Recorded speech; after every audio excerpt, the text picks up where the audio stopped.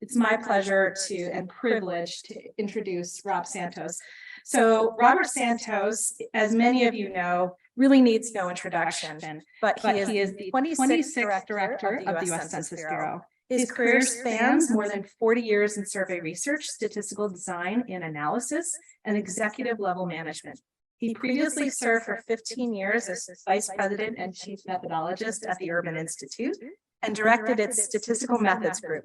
Prior to Urban, he held leadership positions at various social science and survey research organizations, including New Stats, the University of Chicago's National Opinion Research Center, NORC, the University of Michigan's Institute for Social Research, and Temple University's Institute for Survey Research.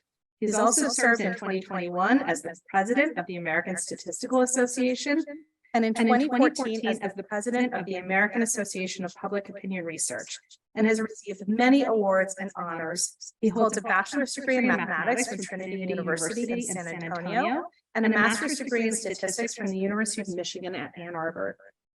From my firsthand work with Rob, when we were both at the Urban Institute, I can also attest that he is one of the best colleagues I have ever worked with, and I'm so delighted that he's leading the Census Bureau during such an important era for our collective work. So now he's going to give us some opening remarks.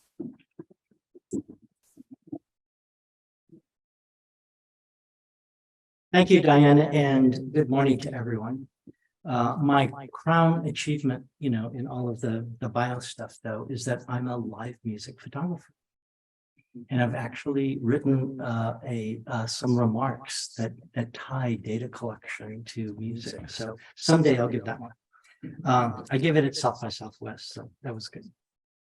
So good, it's an absolute privilege to be here. I absolutely love meeting people, talking to people, especially folks with interest in the American Community Survey. So thank you all for attending in person and online as well.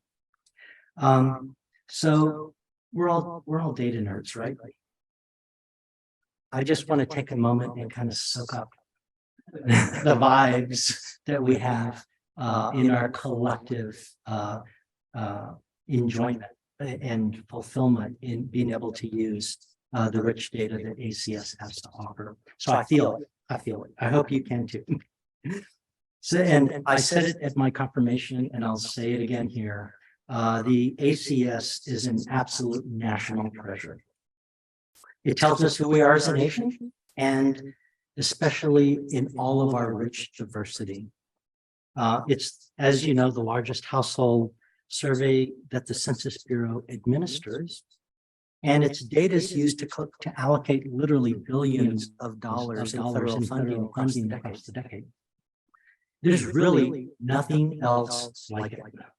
The statistical data product stands alone for its breadth, for its ability to dig down to local areas, and frankly, for its gold standard quality.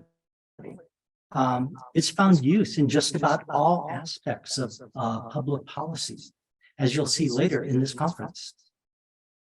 So here's a perspective I think you might enjoy that I use in terms of how I see ACS and more generally the federal statistical system and the U.S. Census Bureau.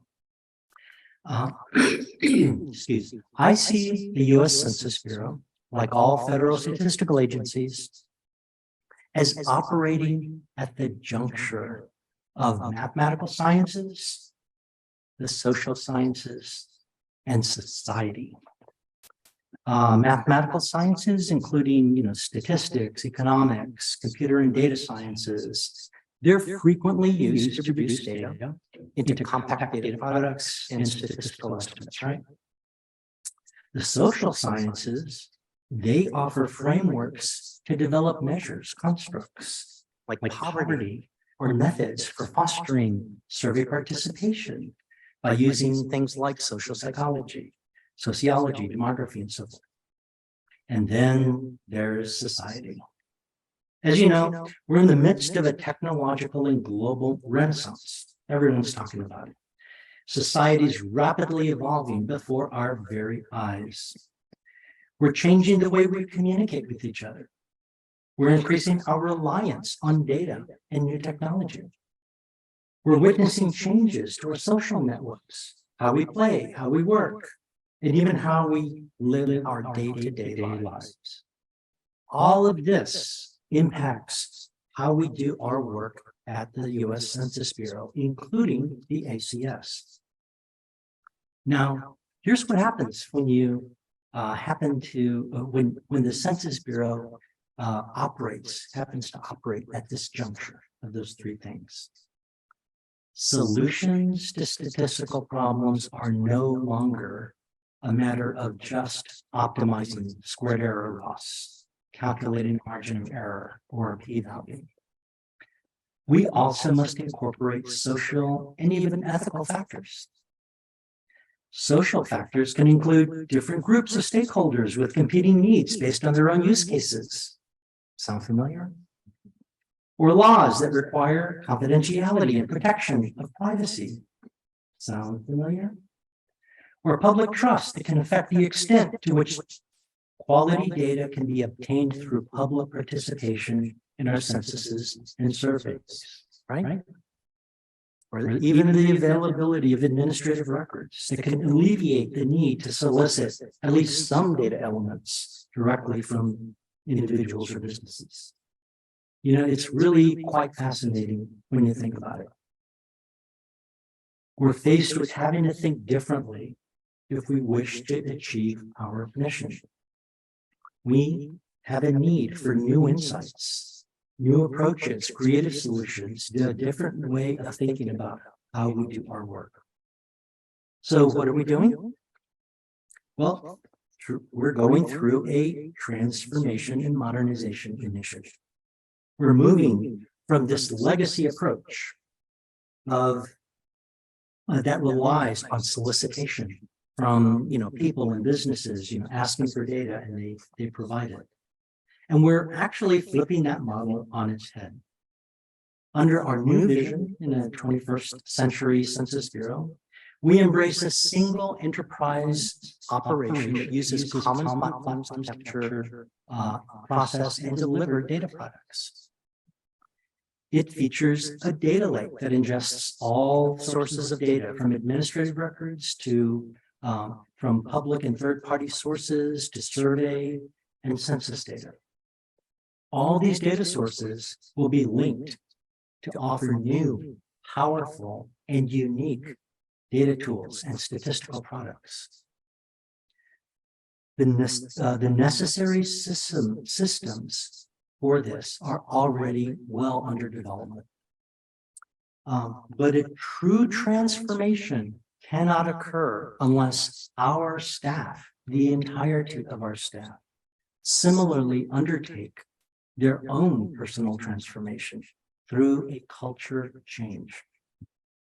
That change is aimed at nurturing innovation and creative thinking.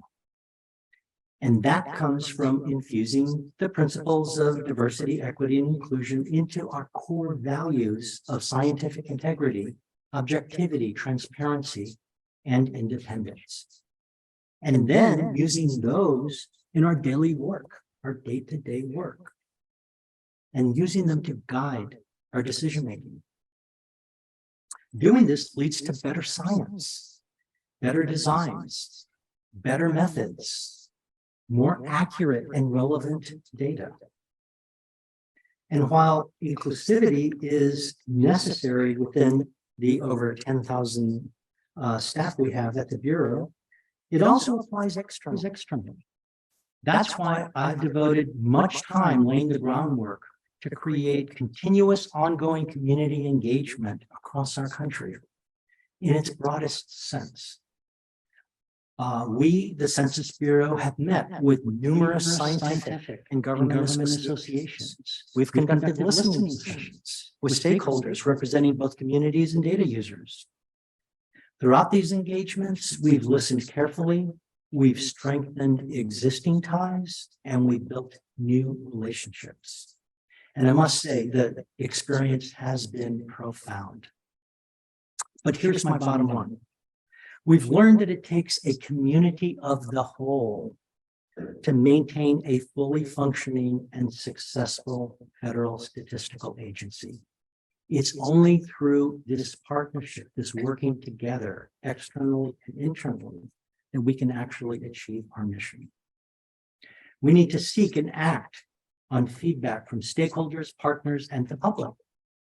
We need to expand and nurture a trusted messenger ecosystem of partners and stakeholders, one that operates continuously. Such an ecosystem is a key for us to collect data from historically recalcitrant segments of our wonderfully diverse population, not all of which may have administrative records to draw upon. Yes, we need to exploit new technology, new methods, and new data sources. But we need to do this in a way that engages with and benefits stakeholders, data users, communities, tribes, governments, and the public more generally. That includes you and all of our ACS data user community.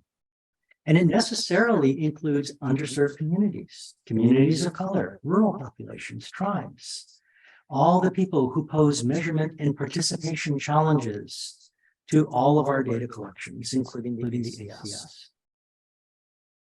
Okay, so now let's turn to this year. I'd like to review our planning priorities that we've been working on for almost half a year now. And I'll start with the first one, modernization of our surveys. Household and economic surveys are increasingly difficult to conduct. We're seeing declining participation rates, rising per unit costs. So we need to explore and invest in more tailored approaches.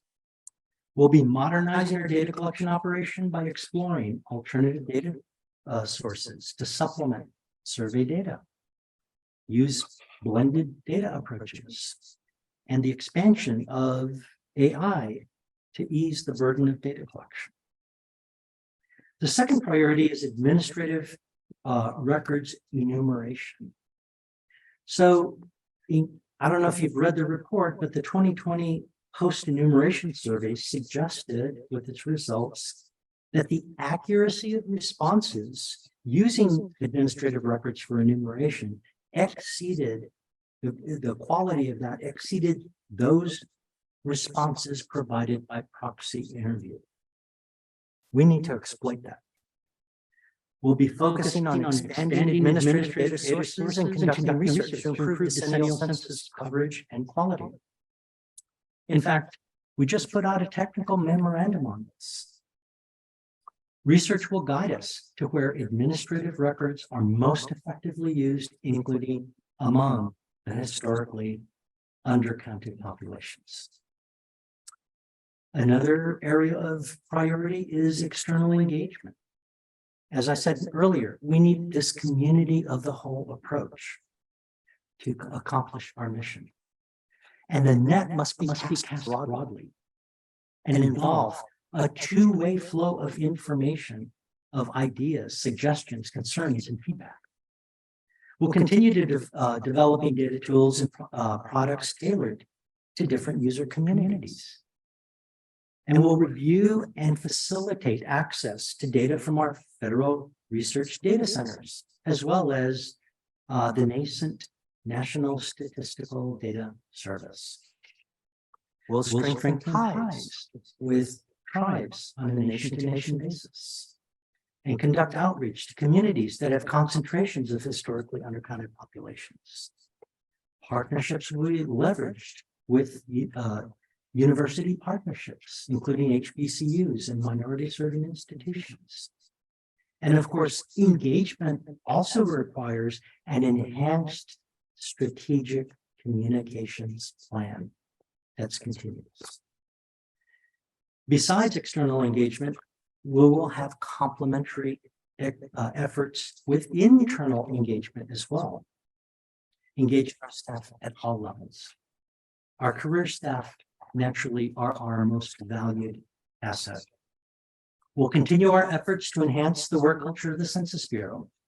We'll promote enterprise-level innovation efforts gather diverse perspectives from all staff levels, and provide equitable opportunities for career growth. And then finally, there's the last priority area is our economic statistics modernization. We seek to leverage emerging methods to use our data more fully, leveraging tools like artificial intelligence and machine learning for things like retail sales numbers and things of that sort, and make them so that they're continuous rather than more episodic, like monthly or annual. So those are our priority areas for 2023. And I'll just add a couple of quick updates that you might be interested in. The first is that this month, we're going to be releasing our demographic profile as well as our demographic and housing characteristic file. External engagement was critical in developing those products, especially as it relates to fine-tuning the data disclosure, the disclosure avoidance methods and systems for the DHC. Many of you in this room helped with that, and for that we thank you and want to acknowledge your contribution. That's part of this community of the whole I'm talking about. In the end, we think that we found a pretty decent balance between data utility and privacy, but ultimately you, our data users, will be the judge. We've also heard requests, by the way, for more guidance on using our 2020 differential private data products, and we intend to meet those needs. We're also in September releasing our detailed DHCA file, which will include this amazing set of tables that have 370 detailed race and ethnic groups, as well as 1,200 American Indian and Alaska Native tribes and villages identified and tabulated. And that's, like I said, in September. So those are the updates and some of the thoughts that I wanted to share with you today. I'll conclude with a little thought about perfection. And I don't have a snowflake to show it, but I usually have a snowflake up showing that something that's perfect. We at the Bureau are a work in progress, like all agencies, like all human beings, guys. We aspire to perfection, knowing that we won't get there. But we know that we can advance the ball down the field. And we can, because it's all about the journey, not the destination. So we see constantly make progress. I'm hoping that everyone can see through our actions, our aspirations, our engagement efforts with you. We're making progress towards serving the public better. So thank you very much.